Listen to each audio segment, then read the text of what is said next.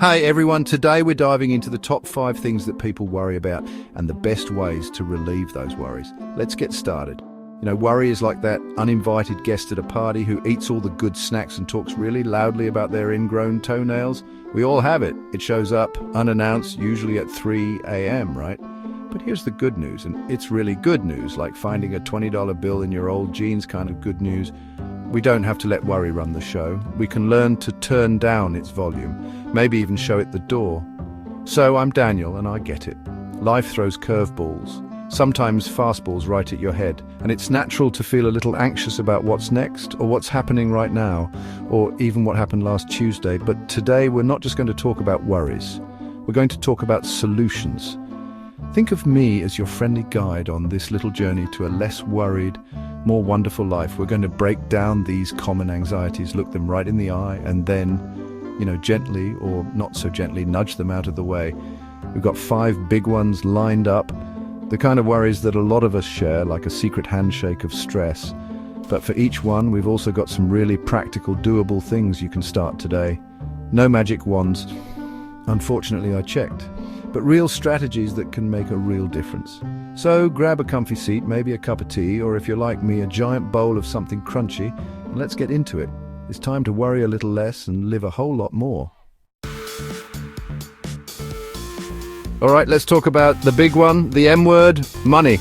Oh boy, if worrying about money burned calories, we'd all be supermodels, am I right? It's that constant hum in the background for so many of us. Will I have enough for rent? Can I afford that slightly fancier brand of coffee that actually tastes like coffee? What about saving for the future or for that unexpected emergency, like when your dog decides your new shoes are a chew toy?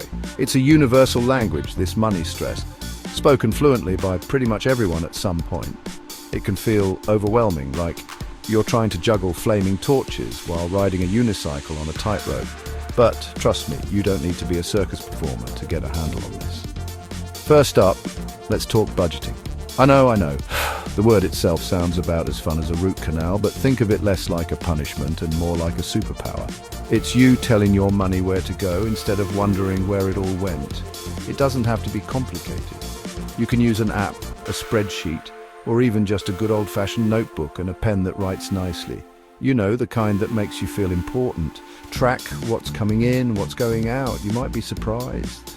And then there's saving. Even if it's just a tiny bit each week, like the cost of one fancy coffee, it adds up. It's like planting a little seed. With a bit of patience, it can grow into something that gives you real peace of mind.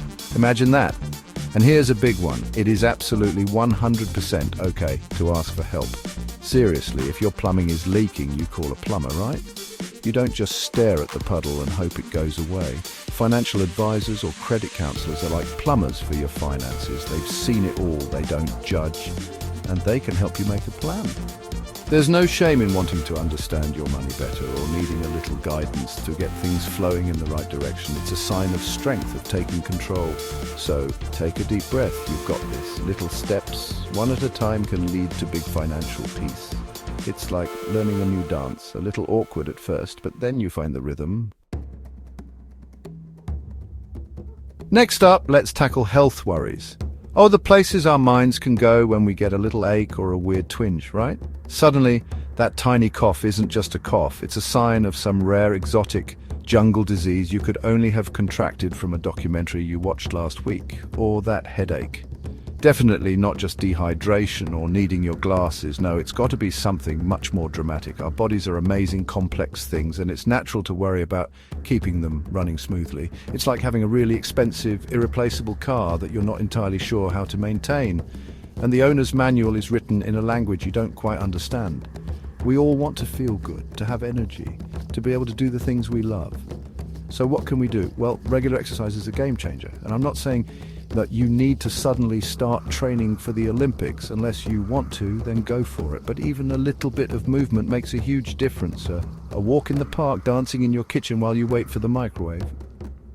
I do that, the neighbors probably think I'm practicing for a talent show. Find something you enjoy, because if you don't enjoy it, you won't stick with it.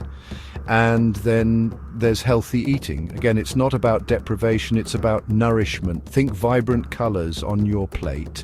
More fruits, more veggies, things that make you feel good from the inside out. It's about finding a balance that works for you, not following some crazy fad diet that makes you want to eat the refrigerator. And please, please, please, regular checkups.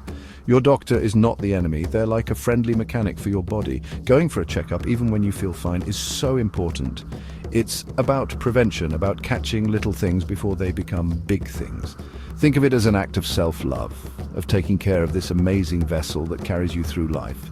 It can be scary, I get it. Nobody loves a waiting room. But the peace of mind you get from knowing you're on top of your health, that's priceless. It's like once you finally go to the dentist, your teeth feel so clean and you wonder why you put it off. Same thing, but for your whole being. Chapter 3, worry number 3, the people puzzle, connecting without coming unglued. All right, let's move on to relationships. Humans are social creatures, right? We need connection like we need air and, well, good Wi-Fi. But relationships, whether it's with your partner, your family, your friends, even your quirky co-worker who collects rubber ducks, they can be a source of immense joy, and also, let's be honest, a source of some pretty significant worry. Are they mad at me? Did I say the wrong thing? Are we drifting apart? Why haven't they texted back? It's been 7 minutes. It's like trying to read someone's mind, and most of us aren't very good at that. Unless the thought is, I want pizza, then I'm pretty psychic. These worries can keep us up at night, replaying conversations, analyzing every little sigh. So what's the secret sauce for healthier, less worrisome relationships? You guessed it, communication. I know it sounds so simple, but it's incredibly powerful. Talking, and more importantly, listening. Really listening, not just waiting for your turn to talk. It's about expressing your needs, your feelings, honestly and kindly. And it's about creating a safe space for the other person to do the same. It's like if you don't tell someone your shoe is untied, you can't be surprised when you trip. And another big one, spend quality time together. I mean, really quality time. Put the phones away, turn off the TV, and just be present with each other. It doesn't have to be a grand gesture, a shared laugh, a quiet conversation. Just being in the same room, enjoying each other's company can work wonders. And sometimes, despite our best efforts, things get tricky. We hit a bump or a giant pothole in the relationship road, and that's when seeking counseling or therapy can be an amazing tool. There is absolutely zero shame in getting help from a professional. Think of a therapist as a skilled navigator who can help you understand the map of your relationship and find a better route forward. It's not about admitting failure, it's about investing in the health and happiness of your connections. It's like getting a coach for your favorite sports team. They help you play better together. Strong relationships are built on effort, understanding, and a willingness to work through the tough stuff, and that's something to feel good about, not worried. Chapter 4. Worry number 4. The career conundrum, loving your work, or at least not dreading it. Let's talk about work. Our careers, our jobs, the thing that takes up a huge chunk of our waking hours. It's no wonder we worry about it. Am I in the right field? Am I good enough? Will I ever get that promotion? Is my boss secretly a robot? Okay, maybe not that last one, unless your boss is unusually stiff and makes worrying noises.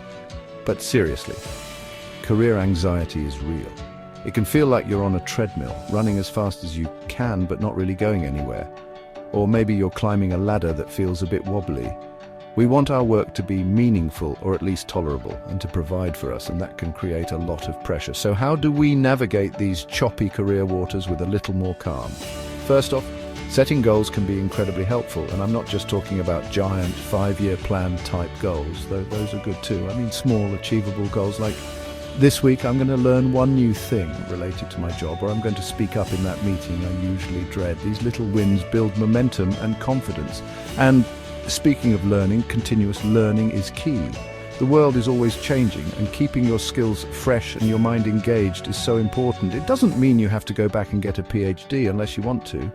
It could be an online course, reading industry articles, or just asking a colleague to show you how they do something. It makes you more valuable, and it feels good to grow.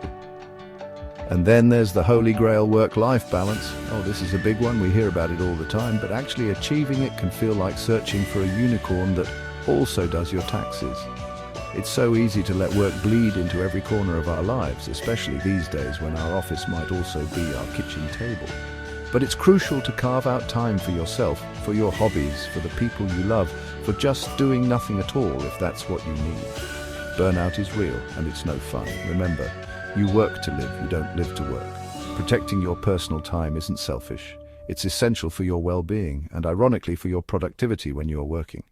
It's about recharging your batteries so you can shine. Chapter 5, worry number 5. The future forecast, embracing the unknown with a smile. And finally, we arrive at worry number 5, the future. The great unknown. It's like a giant mystery box, isn't it? It could contain untold wonders, or it could contain, a slightly disappointing fruitcake. We worry about what's to come for ourselves, for our loved ones, for the world. Will I be happy? Will I be healthy? Will things work out the way I hope? These what-ifs can swirl around in our minds like a tornado of anxiety, making it hard to enjoy the present moment because we're so busy pre-worrying about a future that hasn't even happened yet. It's like packing for every possible weather condition on the trip, even snow in the desert, just in case. So, how do we face this mysterious future without letting worry be our constant companion? Well, a little bit of planning can actually be very soothing. I'm not talking about trying to script out every single moment of the rest of your life. That's impossible and would probably be pretty boring. But having some general plans, some goals you're working towards can give you a sense of direction and purpose. It's like having a map for a road trip. You might take some detours, but you generally know where you're headed. And alongside that planning, try to cultivate a positive mindset. I know it sounds a bit cliche, just be positive, but there's real power in it. What you focus on expands. If you're constantly looking for what could go wrong, you'll probably find it. Try to look for the good, expect good things, and visualize positive outcomes. And perhaps the most powerful tool of all for future worries is this: focus on what you can control. This is a big one, a really big one. You can't control the economy or what other people choose to do, or if it's going to rain on your picnic next Saturday. Trying to control the uncontrollable is a recipe for frustration, but you can control your actions, your reactions, your effort, your attitude, the choices you make today. That's where your true power lies. Instead of getting lost in the vastness of all the things you can't influence, bring your attention back to what you can do right here, right now. It's about taking it one day at a time, one step at a time, and trusting that you have the strength and resilience to handle whatever comes your way. Outro, you've got this, and we've got more tips. Thanks for watching. Remember, it's normal to worry, but there are always ways to manage and relieve those worries. Don't forget to like, comment, and subscribe for more helpful tips. We've covered a lot today, from money to health, relationships, careers, and the big wide future. It's like we went on a little worry-busting adventure together, and I hope you're feeling a little lighter, a little more empowered, and maybe even a little excited to try out some of these ideas, because you deserve to feel good, you really do. Worrying is part of being human. It's like our brain's little alarm system. Sometimes it's helpful, it keeps us safe, but other times that alarm gets stuck in the on position and it just makes a lot of noise. Learning to manage it, to turn down the volume, is a skill, and like any skill, it takes practice. So be kind to yourself. Try one small thing this week. Maybe it's starting that budget, or going for that walk, or having that conversation you've been putting off. Every little step counts. And remember, you're not alone in this. We all have our worries, our anxieties, but we also all have the capacity for resilience, for joy, for peace. So thank you again for hanging out with me, Daniel. I hope this helped. Keep being your amazing self, and I'll see you in the next video. Take care, be kind to each other, and try not to worry too much. You've got better things to do.